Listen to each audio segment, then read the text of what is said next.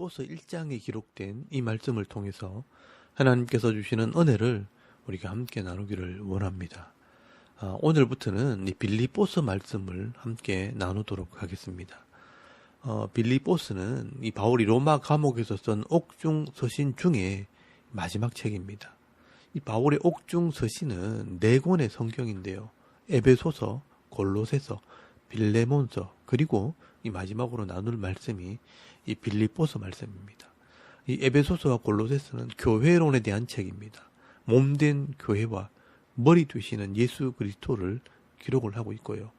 또 이 빌레몬서는 대속에 대한 은혜에 대해서 기록을 했다면, 오늘 이 빌립보서 말씀은 간단하게 이야기하면 감사와 사랑과 기쁨의 편지라고 말할 수 있습니다.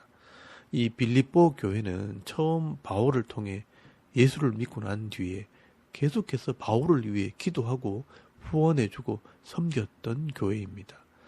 그런데 당시 빌립보 교회 감독인 에바브라디도가 이 바울이 로마 감옥에 갇혔다는 이야기를 듣고 바울을 만나기 위해 로마로 오는 동안 이 병에 걸리게 되었고, 이 에바브라디도의 소식이 교회에 전해지면서 이 빌립보 교회 성도들이 근심을 하게 됩니다.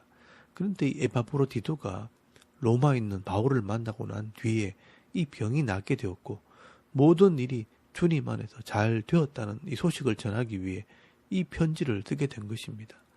그래서 이 빌립보서 안에는 바울의 감사와 사랑과 기쁨의 마음이 가득 담겨져 있습니다.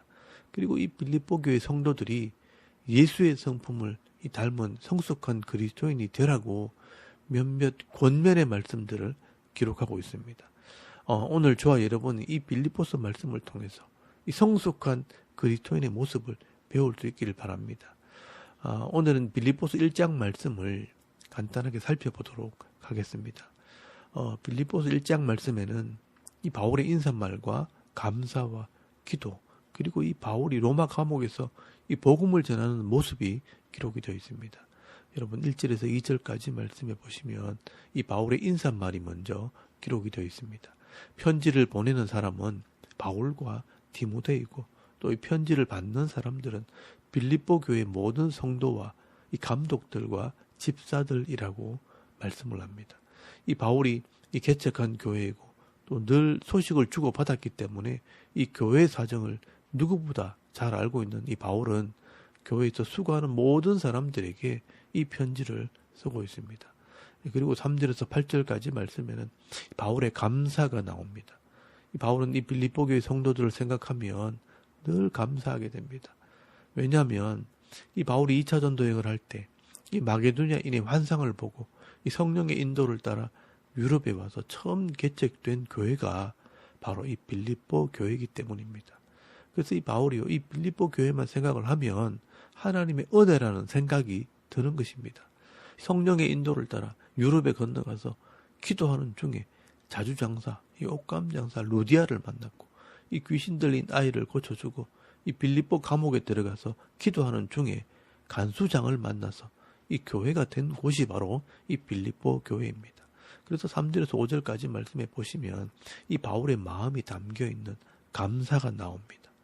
내가 너희를 생각할 때마다 나의 하나님께 감사하며 간구할 때마다 너희 무리를 위하여 기쁨으로 항상 간구함은 너희가 첫날부터 이제까지 복음을 위한 일에 참여하고 있기 때문이라 라고 말씀을 합니다. 생각만 하면 감사하고 이 성도를 위해 기도하면 기쁩니다.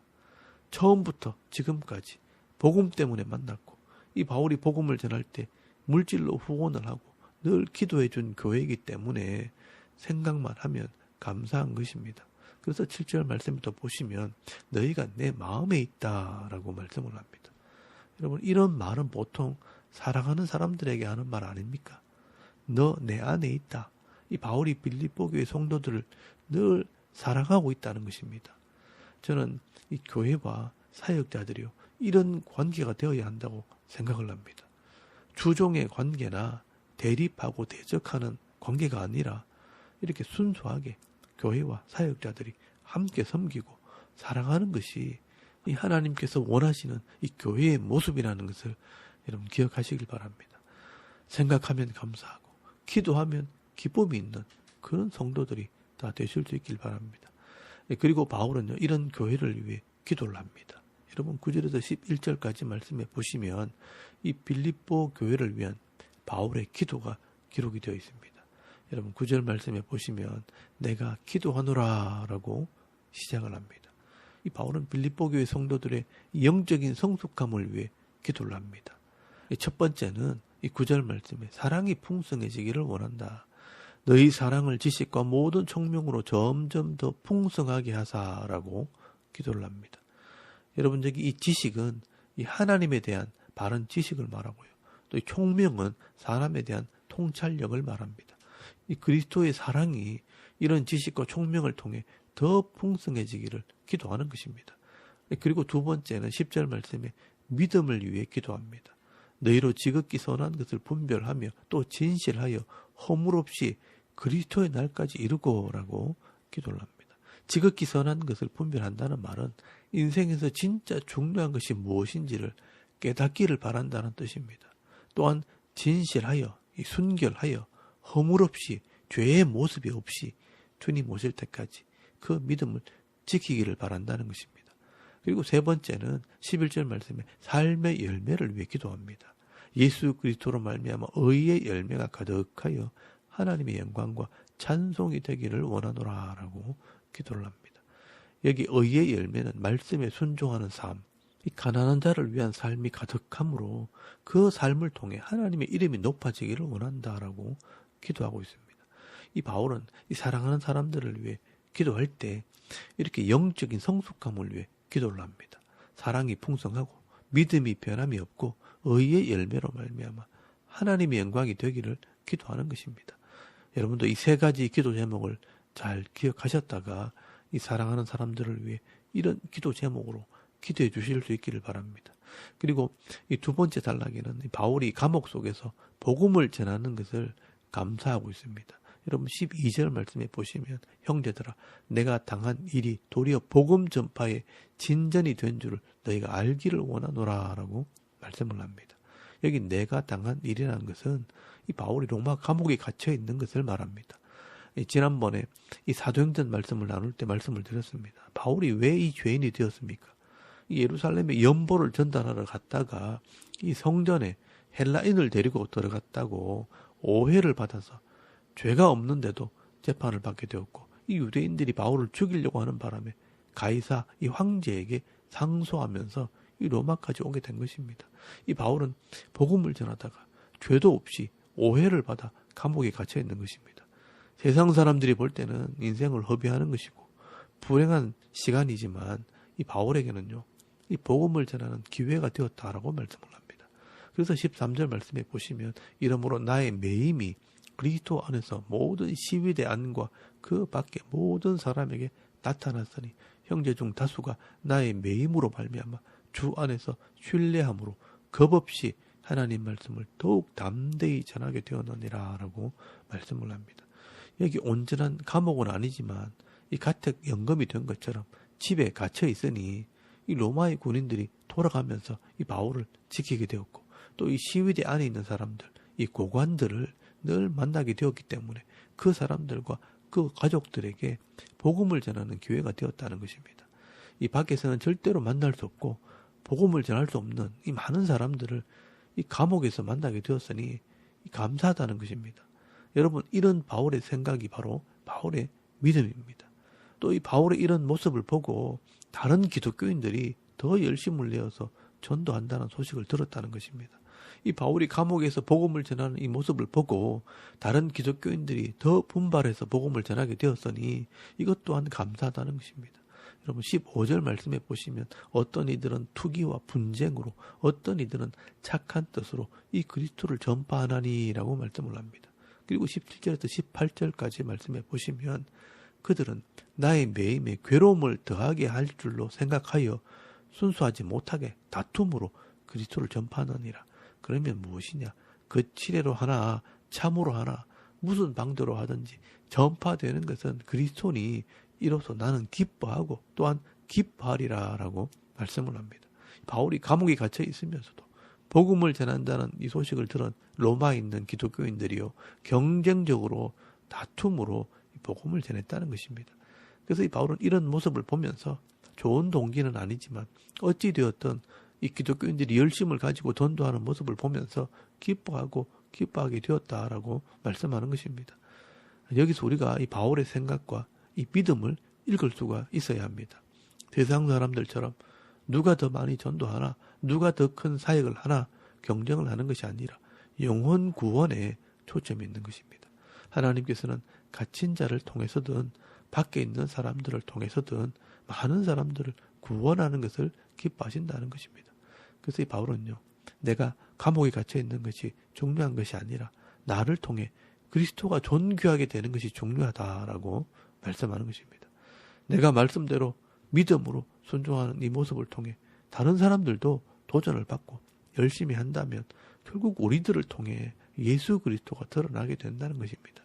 그래서 20절 말씀에 보시면 나의 간절한 기대와 소망을 따라 아무 일에든지 부끄러워하지 아니하고 지금도 전과 같이 온전히 담대하여 살든지 죽든지 내 몸에서 그리스도가 존귀하게 되게 하리 하나니라고 말씀을 합니다. 여러분, 이것이 바로 바울의 믿음입니다. 그리고 또 하나 이 바울은요, 내가 빨리 사명을 감당하고 이 하나님 나라에 가고 싶지만 내게 주신 이 사명이 교회를 세우고 성도를 가르치는 일이라면 이 사명을 감당하기 위해 내가 헌신하겠다, 희생하겠다라고 결심을 하게 됩니다. 그래서 23절 말씀해 보시면요, 내가 그 둘 사이에 끼었으니 차라리 세상을 떠나서 그리스도와 함께 있는 것이 훨씬 더 좋은 일이라 그렇게 하고 싶으나 내가 육신에 있는 것이 너희를 위하여 더 유익하리라 라고 말씀을 합니다.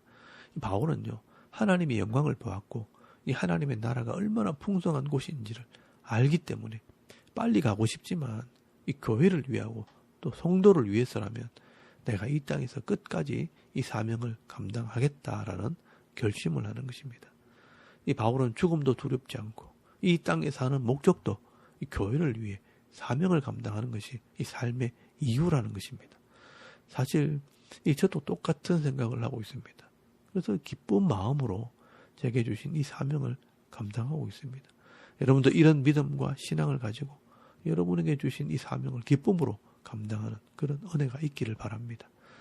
그리고 마지막으로 바울은 이 빌립보 교회 성도들에게도 이 땅에서 혹시나 힘들고 어려운 일을 만난다 해도 절대로 두려워하거나 염려하지 말고 신앙생활할 것을 권면하게 됩니다.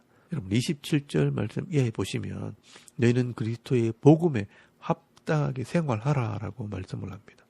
여러분 27절에서 28절까지 말씀해 보시면 오직 그리스도의 복음에 합당하게 생활하라. 이는 내가 너희에게 가보나 떠나 있으나 너희가 한 마음으로 서서 한 뜻으로 이 복음의 신앙을 위하여 협력하는 것과 무슨 일이든지 대적하는 자들 때문에 두려워하지 아니하는 이 일을 듣고자 함이라. 이것이 그들에게는 멸망하는 증거요 너희에게는 구원의 증거니 이는 하나님께로부터 난 것이라 라고 말씀을 합니다. 이 복음에 합당하게 살고 이 복음에 협력하면서 살되 대적하는 자들을 만났을 때 두려워하지 아니하는 이 일을 듣고자 함이라. 이 성도가 복음에 합당하게 살면 반드시 이 대적자가 나온다는 것입니다. 그러나 그때 두려워하지 말라는 것입니다. 왜냐하면 이 대적자들은 반드시 멸망을 받을 것이고 이 성도들은 반드시 구원을 받기 때문에 이 고난을 두려워하지 말라는 것입니다. 여러분 29절 말씀에 보시면요, 그리스도를 위하여 너희에게 은혜를 주신 것은 다만 그를 믿을 뿐 아니라 또한 그를 위하여 고난도 받게 하려 하심이라 라고 말씀을 합니다. 하나님께서 우리를 구원하시고 이 하나님 나라에 들어가는 이 복을 주신 것은 죄에서 구별하고 세상에서 구별하신 것이기 때문에 이 성도가 세상 속에서는 고난을 받고 핍박을 당하는 것은 필수이고 당연한 것입니다. 왜냐하면 이 땅은 죄악의 땅이고 사탄이 지배하는 땅이기 때문에 우리가 바로 살려고 하면요, 이 사탄이 이 성도들을 힘들게 한다는 것입니다. 그러므로 뒤집어서 이야기하면 이 세상에서 고난이 예수를 믿는 자들의 증거가 될 수 있다는 것입니다. 그러니 이 영적인 싸움을 잘 싸워서 승리하는 삶, 은혜의 삶을 살 것을 당부하고 있는 것입니다. 여러분 우리가 예수를 바로 믿으려고 하면요, 이런 어려움들이 있습니다. 세상 사람들이 성도들을 보고 잘난 척하지 말라고 그러고 설교하지 말라고 그러고 너만 잘났나? 그런 사람도 있고요. 직장에서 바르게 살려고 하다 보면요. 대적하는 사람들도 만나는 것입니다. 그런데 우리가 이런 사람들 때문에 인생 중에서 손해를 보는 것 같지만 이 성경의 역사를 살펴보면요. 이런 악한 자들은요. 반드시 망하게 되어 있고 이 성도들은 반드시 복을 받게 되어 있습니다. 그래서 여러분 시편 1편 말씀에 보시면 악인은 오직 바람에 나는 겨와 같도다라고 말씀을 합니다. 그러므로 이 악인들은 심판을 견디지 못하며 이 죄인들이 의인들의 모임에 들지 못하리로다. 무릇 의인들의 길은 여호와께서 인정하시나 이 악인들의 길은 망하리로다라고 말씀을 하고 있습니다. 그러므로 이 고난이 올 때 절대로 두려워하지 말고 도리어 감사하시기를 바랍니다. 저는 이 말씀을 믿습니다. 그렇기 때문에 이 악인의 편에 서기보다는 말씀대로 의인의 편에 서려고 애를 쓰는 것입니다. 그래서 여러분 고난이 와도 어려움이 생겨도 흔들림 없이 이 바울의 권면을 따라서 이 믿음의 길을 끝까지 달려갈 수 있는 그런 귀한 성도들이 다 되실 수 있길 바랍니다. 여러분 오늘도 이 빌립보서 말씀을 통해 이 바울이 감옥에 갇혀 있음에도 불구하고 기쁨으로 이 복음을 전하면서 권면하는 이 말씀들을 잘 묵상하시고요. 오늘도 이 복음에 합당한 자의 삶을 살면서 어렵고 힘들다고 흔들리지 마시고요. 바울처럼 스스로 분발함으로 내게 주신 이 사명 끝까지 잘 감당할 때 하나님의 은혜와 복을 받아 누리면서 늘 승리하는 삶을 살아가는 저와 여러분의 이런 영적인 삶의 모습이 되실 수 있기를 주의 이름으로 축원합니다. 아멘. 우리 잠깐 기도드리겠습니다. 이 빌립보 교회 성도들처럼 믿음의 동력자들을 주시고 서로 기도하는 성도가 되게 하옵소서. 또 이 나라와 민족을 위해 섬기는 교회와 가정과 자녀들의 믿음을 위해서 또 개인의 기도 제목을 따라 기도하고 오늘 하루 삶을 또 시작할 수 있기를 바랍니다. 다 같이 우리 하나님께 한번 기도드리겠습니다. 살아계신 하나님 은혜를 참 감사합니다. 오늘도 이 아침 우리가 하나님을 예배하게